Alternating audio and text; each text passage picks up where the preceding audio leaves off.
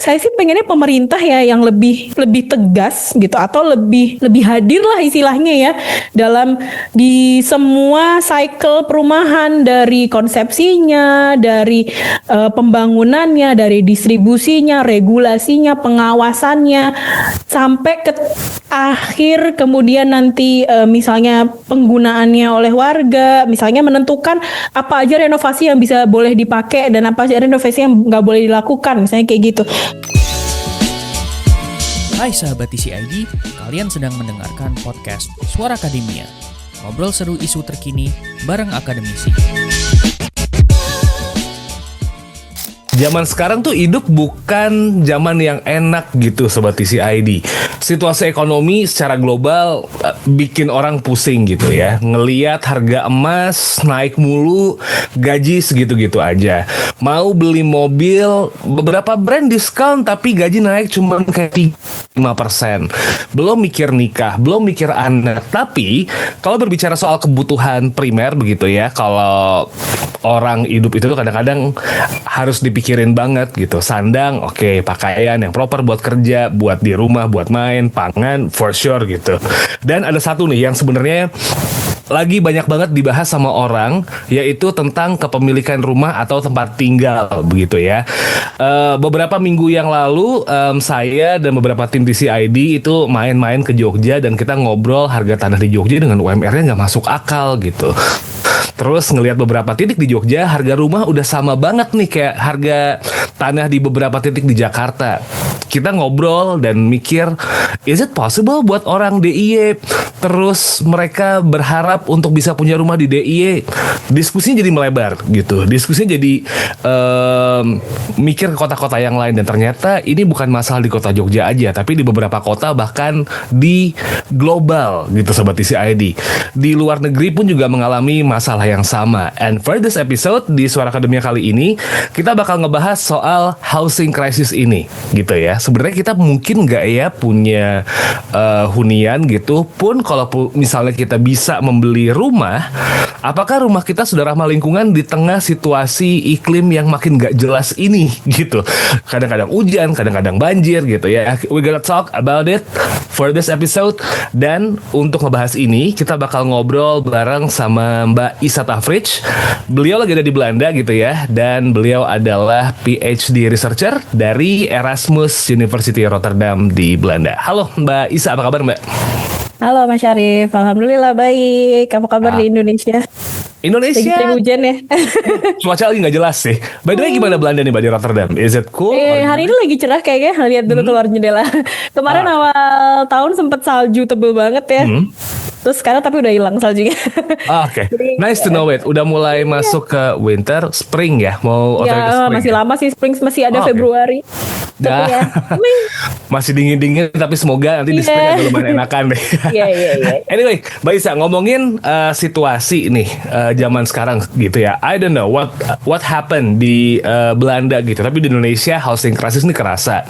Sempat coba nyolek-nyolek teman-teman yang dapat beasiswa ke luar negeri begitu, mereka bilang juga di London bayar biaya sewa mahal, beli rumah juga kayaknya seems impossible. Nanya teman yang dapat LPDP ke Australia, permasalahannya sama juga gitu. Kayaknya banyak banget negara yang ngalamin housing crisis ini. What do you think about the situations? Apakah di Belanda juga sama gitu? Dan akhirnya emang ini benar fenomena global atau cuma kayak beberapa negara aja sebenarnya gitu? Iya, kalau housing crisis itu bahkan menurut saya tuh udah kayak jadi semacam keniscayaan ya, karena orang kan orangnya nambah nih, orangnya tuh makin banyak, sedangkan bumi kita kan ya udah segitu-segitunya aja ya, lahan di perkotaan atau bahkan sekarang udah dimasuk rural area pun ya udah segitu-segitu aja gitu.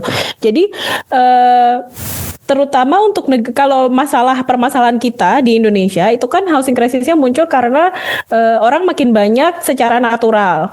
Kecuali di Jakarta banyaknya karena migrasi mungkin ya. Nah, kalau di Eropa makin banyaknya juga termasuk salah satu alasannya juga migrasi, karena sebenarnya pertumbuhan penduduk naturalnya mereka nggak terlalu tinggi, tapi migrasinya tinggi kan. Migrasi professional migration, student migration, international student itu meningkatkan demand-nya.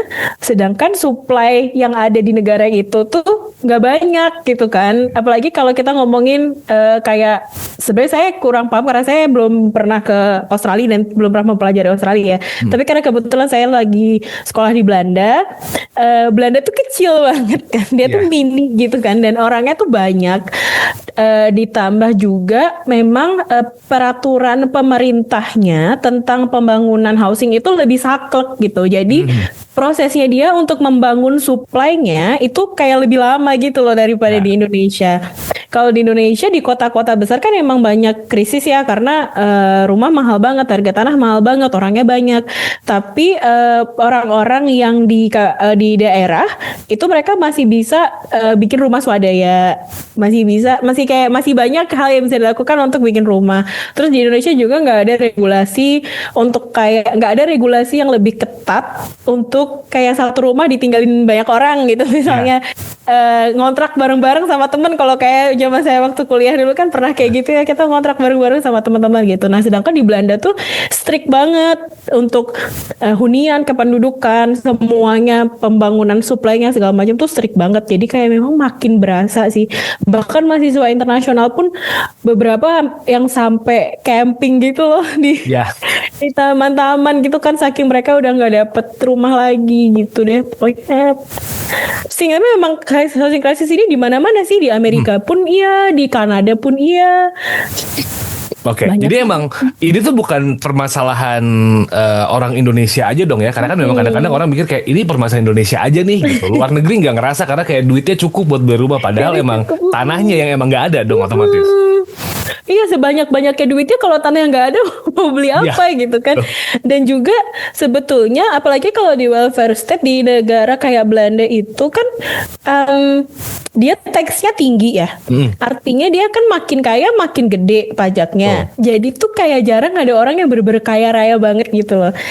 Kebanyakan itu memang mereka hidupnya nyaman karena fasilitas negara juga bagus, tapi nggak bisa yang kayak pengen punya rumah kayak di villa, rumah gedongan kayak di Pondok Indah gitu. Itu nggak bisa, di sini susah banget gitu. Jadi sebagian besar masyarakatnya nggak bisa kayak gitu. Jadi emang krisisnya ya nggak uang sebanyak apapun kalau nggak ada barangnya mau beli apa? Betul. Ini tuh dampak yang emang apa ya? Buminya emang cuma segitu aja atau zaman-zaman dulu orang beli rumah gampang banget gitu Mbak, atau emang ada masalah lain yang sebenarnya nggak pernah kesorot gitu, jadi akhirnya sampai sekarang tuh orang kalaupun mau beli rumah uangnya nggak ada, pun uangnya ada bingung daerahnya di mana gitu, atau ada rumah tapi kayak dibeli sama orangnya yang dia lagi gitu. Iya benar-benar, itu benar banget sih sebenarnya. Kalau housing itu kan isunya supply sama demand ya. Kalau kita ngomongin demandnya udah pasti naik karena apalagi kalau di Indonesia kan populasi masyarakatnya naiknya masih lumayan banyak tuh. Kalau kayak di Korea, di Jepang, di Eropa tuh udah mulai turun, bahkan kan udah minus bahkan kan di Korea atau di Jepang gitu. Jadi kalau dari demandnya itu dia steady naik terus gitu. Sedangkan supply-nya itu kan dia sangat terbatas baik secara fisik maupun secara manajerialnya gitu. Kayak misalnya kita kayak lihat flat banyak dibangun terus udah sold out gitu. Tapi kok bisa masih ada orang nggak punya rumah? Terus flat ini siapa yang beli? Sebenarnya kan kayak gitu kan. Apartemen ini siapa yang beli gitu? Karena memang menurut saya sih lebih ke monitoringnya ya. Jadi distribusi rumah udah supply-nya terbatas, distribusi supply-nya pun juga tidak diawasi dengan baik gitu ya. Maksudnya jadi tidak ada prinsip dalam tanda kutip keadilan bahwa yang butuh rumah tuh sebenarnya siapa sih gitu. Jadi ketika kita membangun supply, itu kita membangun supply yang diperuntukkan untuk demand yang mana gitu. Sehingga bahkan ada penelitian kalau nggak salah dari UI, itu rumah-rumah subsidi itu pun yang beli bukan target marketnya gitu. Jadi rumah-rumah subsidi pun banyak yang dibeli oleh orang-orang yang kebetulan memang lebih punya modal, tapi dia nggak mau tinggal di situ karena kan rumahnya memang secara kualitas, secara style memang bare minimum gitulah ya istilahnya. Yang penting dia rumah gitu kan, sehingga orang-orang yang lebih ada dana mau tinggal di situ, rumahnya di keep harga tanahnya naik, harga rumahnya naik, lalu dijual lagi ke pasar.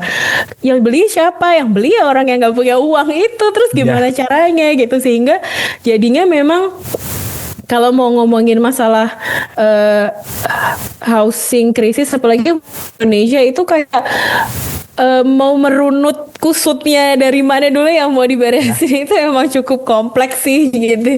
Jadi hanya bisa dengan misalnya pemerintah akan bangun 1 juta rumah per tahun gitu. Oke, di mana? Apakah di in the middle of nowhere? Apakah dengan kualitas yang baik? Apakah benar ada target marketnya? Apakah benar ini ditujukan untuk orang-orang yang memang membutuhkan rumah ini dan akan dengan senang hati di situ?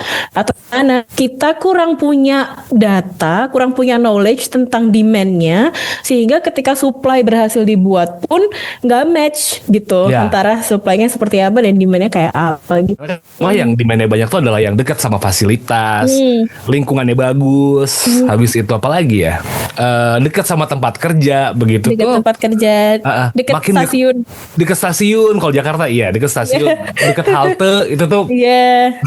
Itu wajib banget sih itu. Dengan situasi yang sekarang, makin kesini makin gak kebeli dong, Mbak. Benar, makin gak kebeli. Karena juga sebenarnya kalau kita pikirkan dari urban planning secara umum, harusnya semua rumah itu dekat dengan sekolah, dekat dengan stasiun, dekat dengan tempat kerja. Idealnya kan kayak gitu ya. Maka sebenarnya ketika kita membangun perumahan yang jauh dari mana-mana, itu juga sebenarnya harus dipertanyakan. Kenapa dibangun perumahan ini di sini gitu. Sedangkan kita tahu lingkungannya itu tidak mendukung gitu. Kalau kementerian aja kan, kita Kementerian Perumahan dan Kawasan Permukiman, karena emang nggak bisa dipisah ya, sorting aktris dan aktornya itu di sekelilingnya tuh kayak gimana kondisinya gitu. Jadi kayak banyak sebenarnya perumahan yang bahkan semi mewah ya, dibangunnya bagus banget gitu, klasternya tuh cakep gitu kan, ada kayak danau buatannya di tengah gitu ya, ternyata terus kayak posisinya kayak di sebelah jalan tol kalau dilihat dari Google Maps gitu kan. Ternyata dari perumahan mau masuk ke jalan tol tuh muternya nggak tahu kemana gitu kan. Jadi kayak memang harus harus komprehensif, atau dalam merancang menentukan di mana kita mau membangun rumah itu pun juga harus dipikirkan kan elemen pendukungnya di sekitarnya gitu.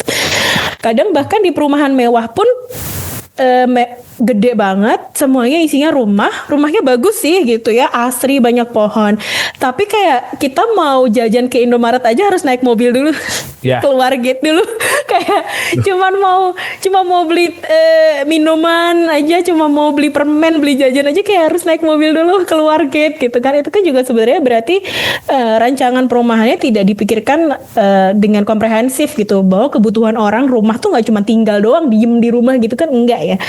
Ada kegiatan lain dalam kehidupan kita yang harus terfasilitasi sebenarnya dengan lingkungan permukiman kita gitu. I see.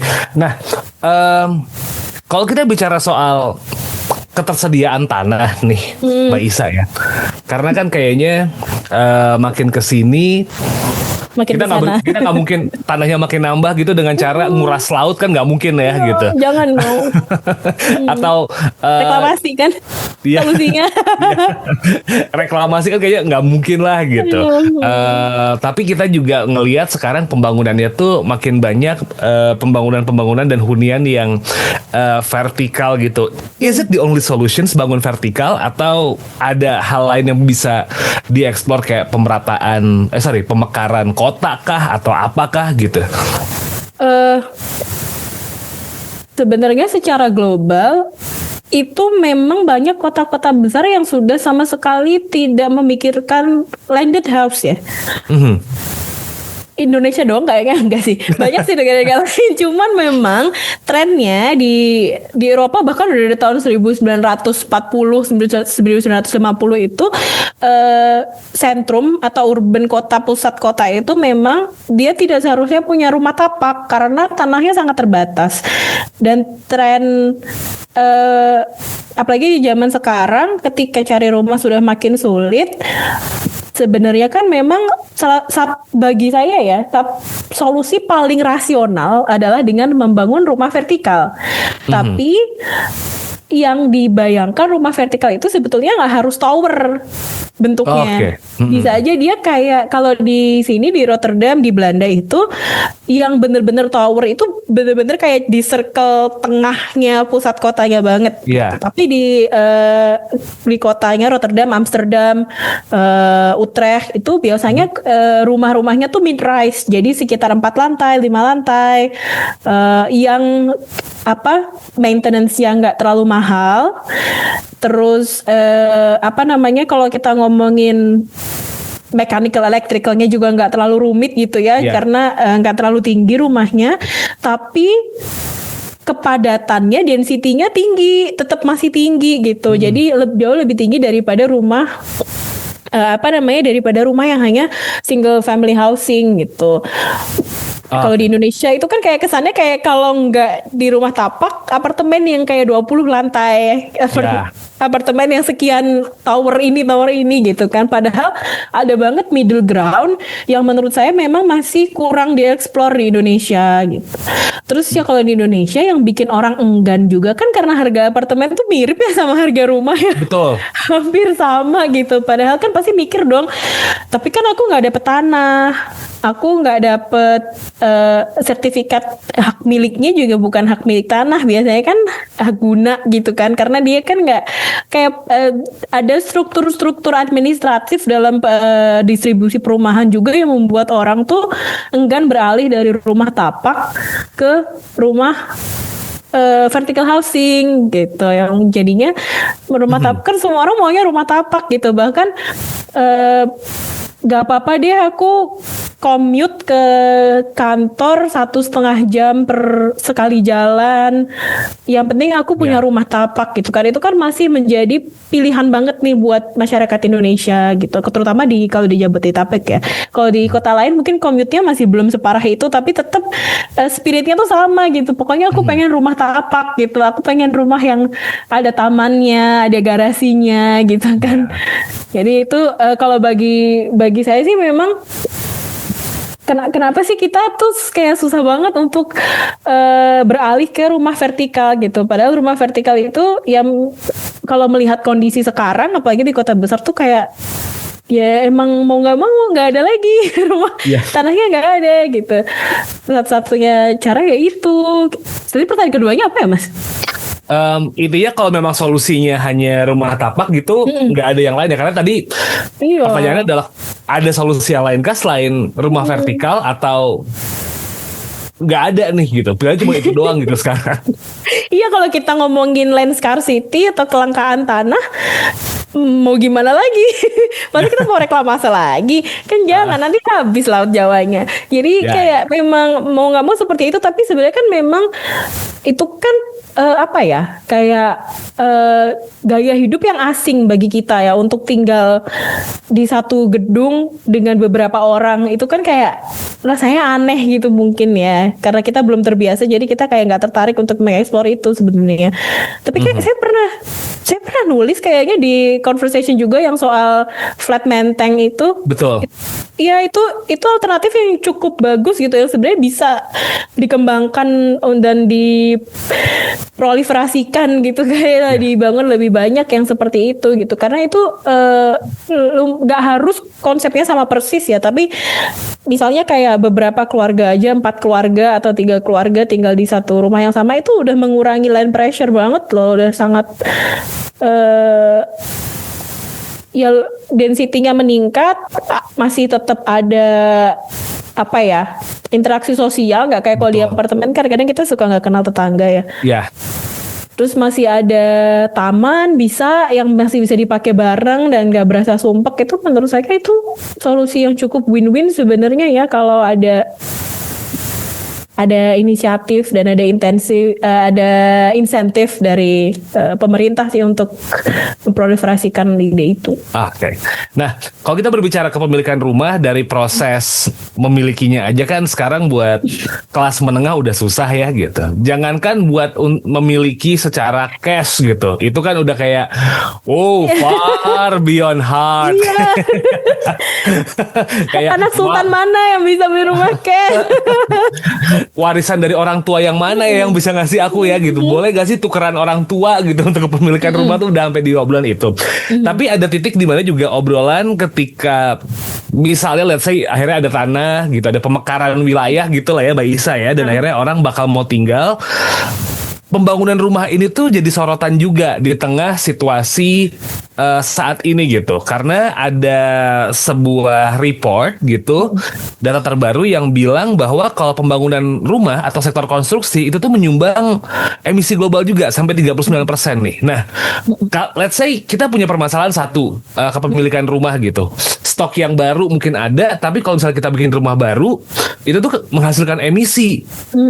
Emang menghasilkan emisi dari mana nih Mbak? Kalau misalnya emang benar-benar dipakai gitu, apakah memang karena las bubut, karena nyolokin listrik boros, atau apa gitu? Ini apa nih yang bikin akhirnya kok ada data kayak gitu nih Mbak Isa?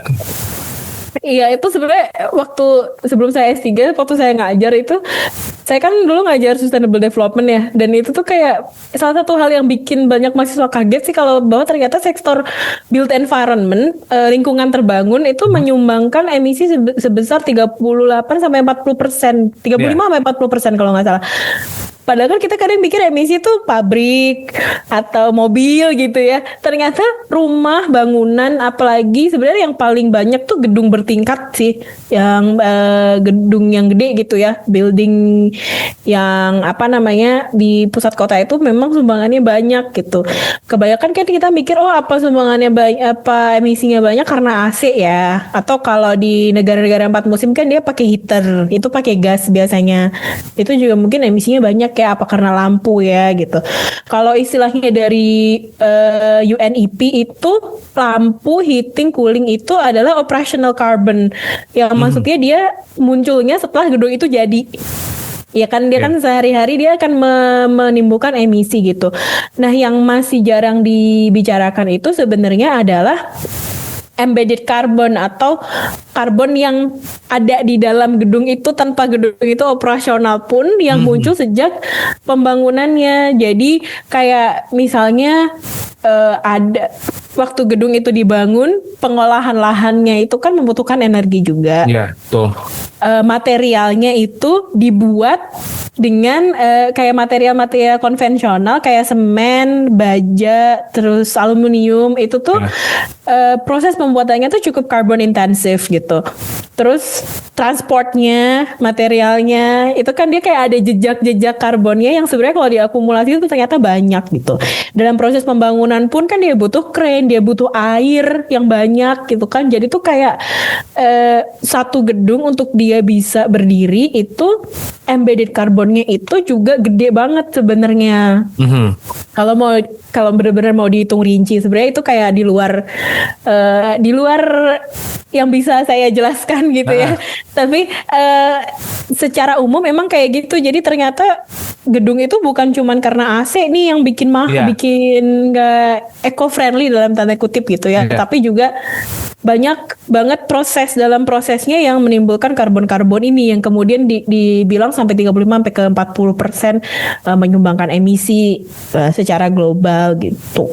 Kayak gitu. So artinya emang bukan cuma kayak perkara ini AC nggak pernah dimatiin nih atau lampu atau colokan nggak pernah dilepas gitu. Bukan cuma soal itu juga ya, dari bahan bangunan pun juga udah nyumbang emisi ya. Iya betul, tapi bukan berarti saya bilang ya udah kalau gitu lampu nggak usah dimatiin nggak apa-apa, nggak gitu ya. Iya. Maksudnya memang dalam hitungan karbon tuh kompleks banget kan sebenarnya ya. Jadi kayak emang banyak faktor-faktor dalam pembangunan itu yang membuat perhitungan emisinya itu bisa jadi tinggi gitu. Itu pun sebenarnya kalau kita fokus ya pada satu building gitu kan.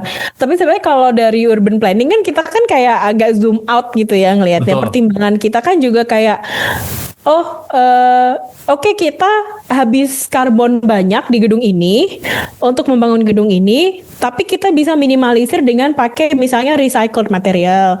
Kita bisa minimalisir dengan pakai appliances atau elektronik yang lebih ramah lingkungan. Atau dengan kita membangun ini, kita meningkatkan density hunian dan mengurangi sprawling. Orang-orang akan lebih, karena dia dekat dengan pusat perekonomian, maka orang-orang akan nggak perlu lagi naik mobil sehingga mereka bisa jalan. Itu kita udah hemat karbon segini gitu. Jadi kayak harus ada trade off-nya gitu loh. Kita akan spend karbon di sini, but we also save this amount of emission karena mereka hidupnya akan lebih secara jangka panjang, hidupnya akan lebih dalam tanda kutip environmentally friendly gitu, walaupun dalam investasi di gedungnya ini cukup carbon intensif gitu. Kadang-kadang kan kita kayak harus nimbang-nimbang mana yang bisa dikorbankan gitu dalam pembangunan perkotaan sih. Nah, artinya kan biasanya kalau dengan situasi yang kayak gini kan orang udah mulai nih pakai jargon-jargon green building, perumahan ramah lingkungan, itu sering muncul. Hijau gitu ya. Kok jadi kayak masjid semua ya di sini? Iya benar. Gitu kan kayak gitu.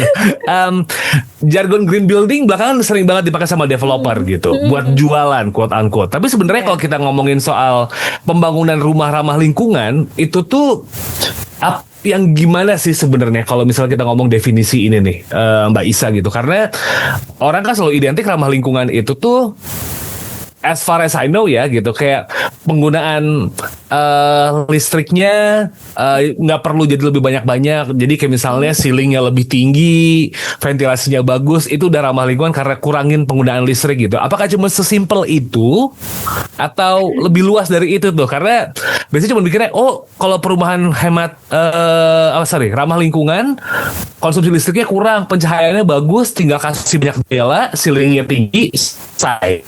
Atau yang gimana? Rumah tapak secara spesifik itu memang ketika kita banyak jendela, ceilingnya tinggi, itu udah membantu banget. Kalau istilah dalam arsitektur itu kan passive design ya, desain elemen-elemen rancangan rumah yang kita nggak harus ngapa-ngapain, udah bikin penghuninya nyaman. Jadi lampu itu kan ada, lampu AC, kipas angin itu kan ada untuk membuat penghuninya nyaman. Yang dikontrol adalah comfort level kan untuk penghuninya yang ada di dalam rumah itu. Nah, kalau kita pakai appliances, itu kan berarti kita ada konsumsi energi. Tapi kalau kita nggak pakai appliances, kita tetap bisa nyaman tanpa ada konsumsi energi. Jadi memang secara langsung, walaupun saya nggak bisa bilang pasti persentasenya berapa persen, itu memang sudah berkontribusi terhadap yang disebut sustainable atau green housing ini. Ini kalau di arsitektur itu kan mungkin pernah dengar juga kayak arsitektur tropis gitu kan, arsitektur, karena kita kan ada di Indonesia, jadi arsitektur itu sebenarnya harusnya arsitektur tropis yang kayak banyak pohon untuk biar nggak terlalu panas, ceilingnya tinggi, berkata Mas Syarif tadi, ceilingnya tinggi, jadi nggak harus AC terus tiap hari gitu, terus kayak banyak jendela supaya nggak harus pakai lampu terus gitu.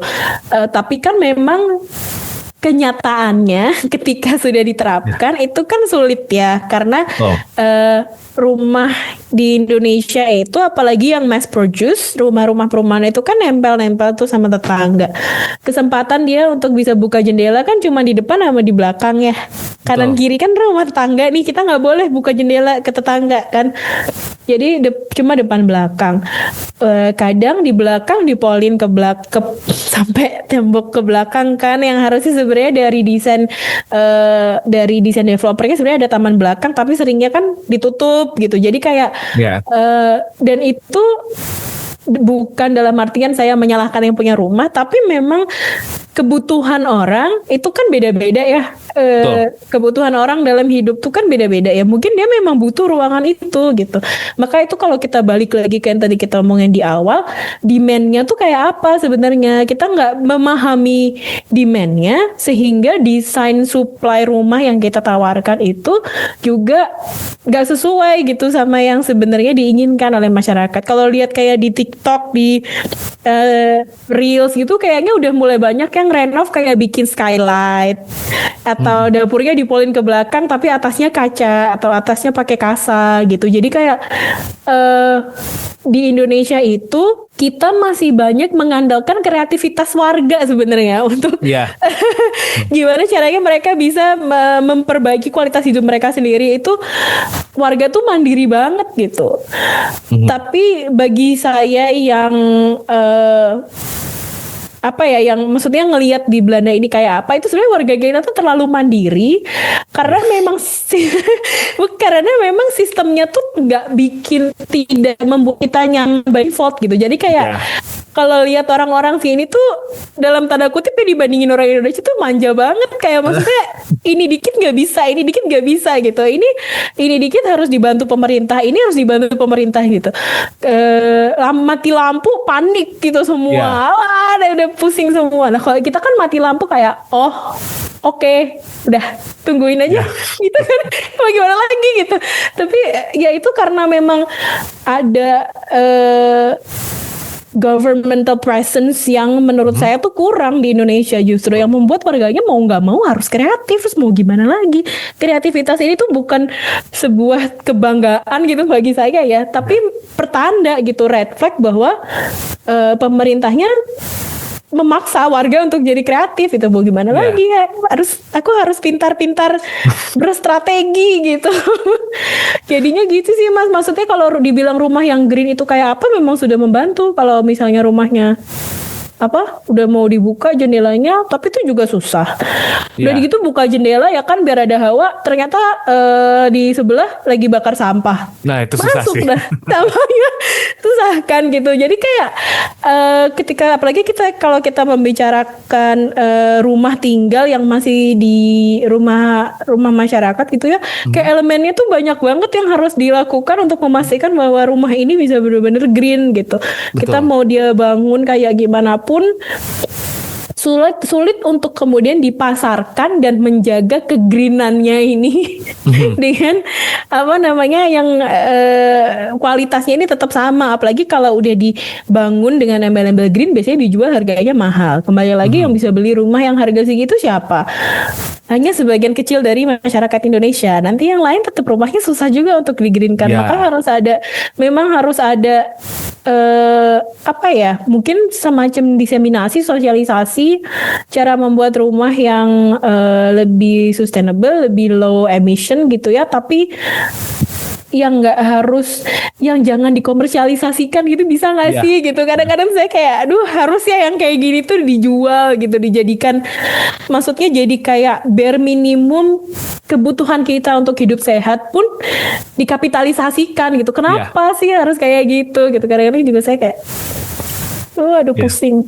Kenapa ketika ngasih benefit hidup sehat harus jadi gimmick marketing untuk additional price gitu kan? Betul. Kayak ini rumahnya banyak taman, jadi lebih mahal. Kayak apa sih gitu? Maksudnya banyak taman tuh kayak kita tuh butuh oksigen ya. Maksudnya itu harusnya bukan kemewahan gitu, tapi itu kayak sering dimarketkan sebagai kemewahan gitu. Kayak kenapa sih, aneh banget deh. Betul. Quite tricky. Nah, kalau misalnya sekarang nih Mbak, kita udah tahu bahwa kepemilikan rumah menjadi hal yang sulit, tapi memiliki rumah yang ramah lingkungan itu juga sebenarnya penting gitu buat dilakukan.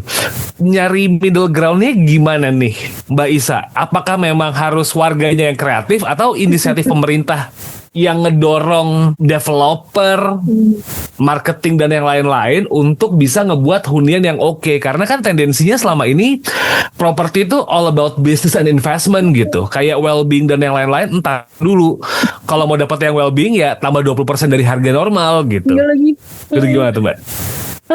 Ya sih itu memang sebetulnya konsep kalau kita belajar housing kan sebenarnya memang ada pergeseran peran pemerintah dari government as provider.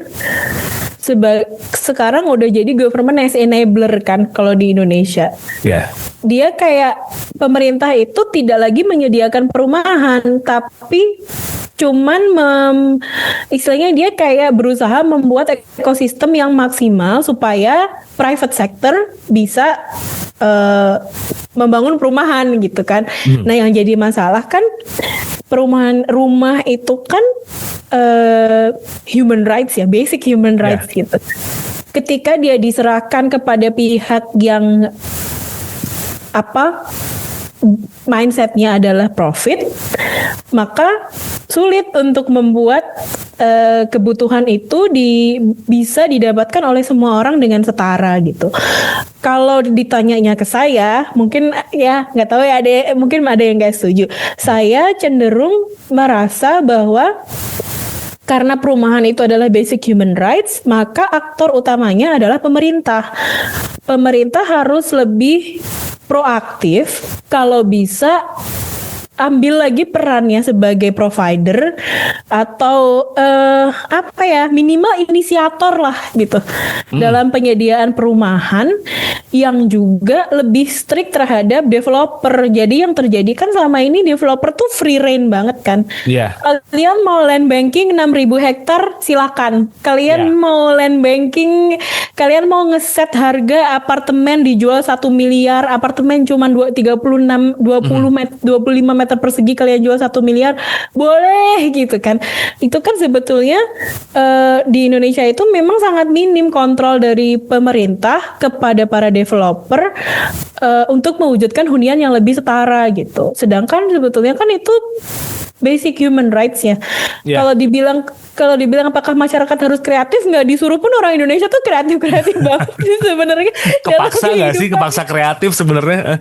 Mau nggak mau gimana lagi gitu kan, mereka tuh pasti kreatif banget. Cuman apakah bagi saya kita ini udah bayar pajak, pemerintah itu harusnya bukan hanya dalam hunian sebenarnya ya, dalam semua hal ya sebenarnya, tapi khususnya dalam hunian, dalam pembangunan perumahan tuh bisa kali nggak gini doang gitu, bisa kali bukan cuman kayak kita kasih gratis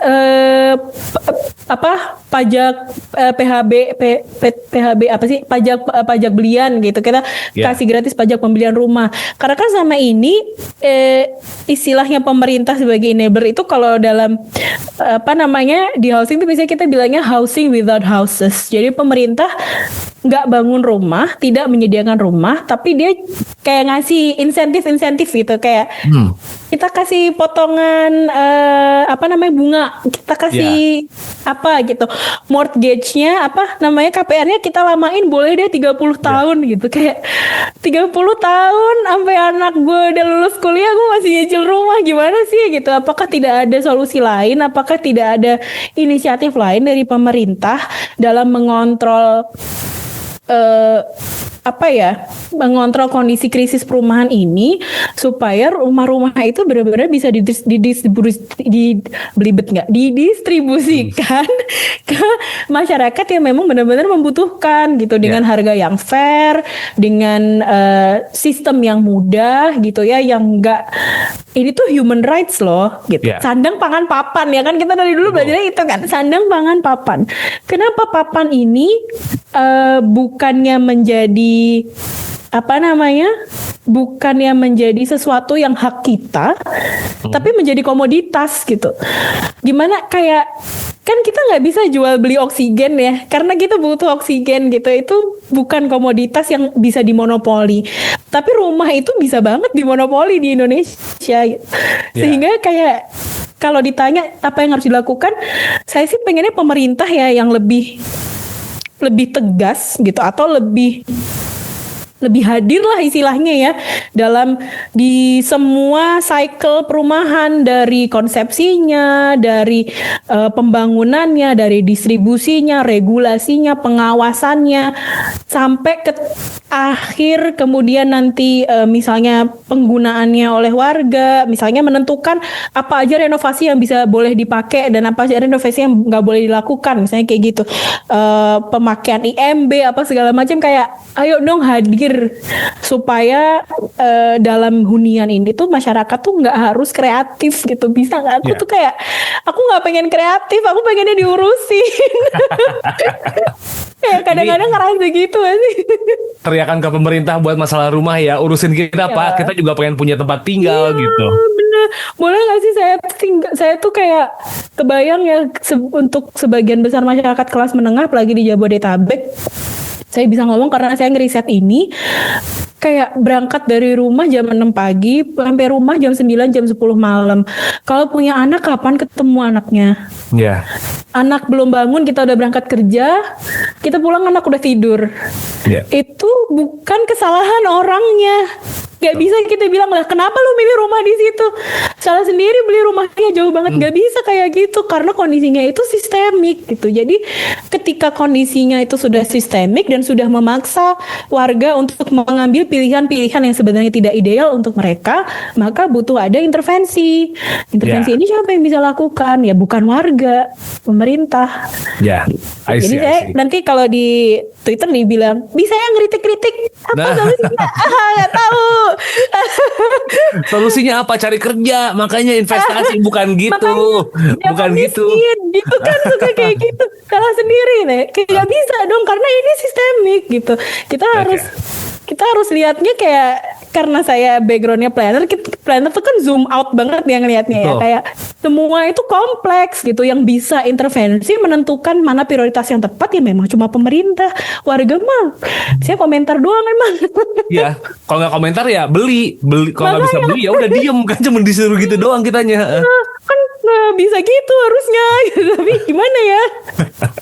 Itu lumayan seru nih, tapi kayaknya kita udah mau masuk di ujung obrolan nih Mbak Isa gitu.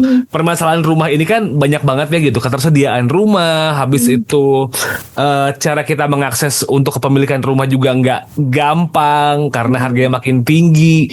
Belum lagi soal isu lingkungan dari pembuatan rumah sampai juga nanti rumah itu tuh gimana tuh, apa ya, jadi 3 hal yang jalannya bareng gitu. Karena keterbatasan lahan, harga tanah yang semakin tinggi juga. I don't know, ini jadi bubble yang bakal pecah atau tetap gini-gini aja, we'll never know. Bunga juga jadi hal yang perlu kita peduliin gitu.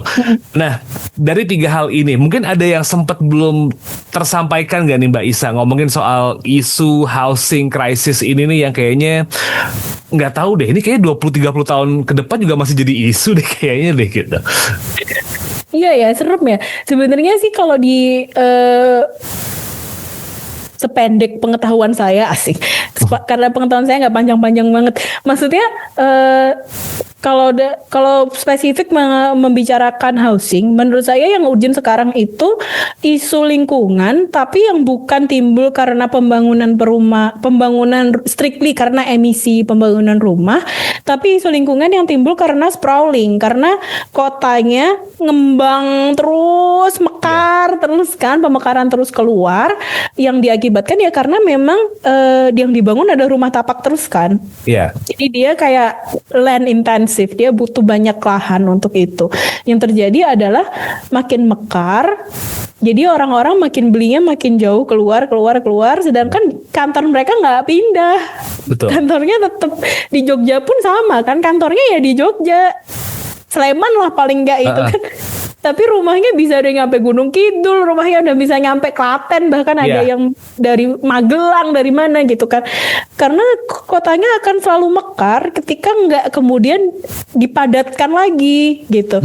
Jadi isu lingkungan yang timbul karena perumahan yang kompleks ini bukan hanya dari carbon emission pembangunan perumahannya saja, tapi karena ketika kayak gitu kita dipaksa untuk transport.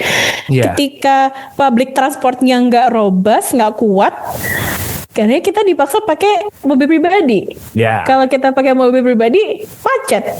Kalau macet solusinya apa? Bikin jalan tol. Bikin jalan tol itu investment, itu karbon intensif juga.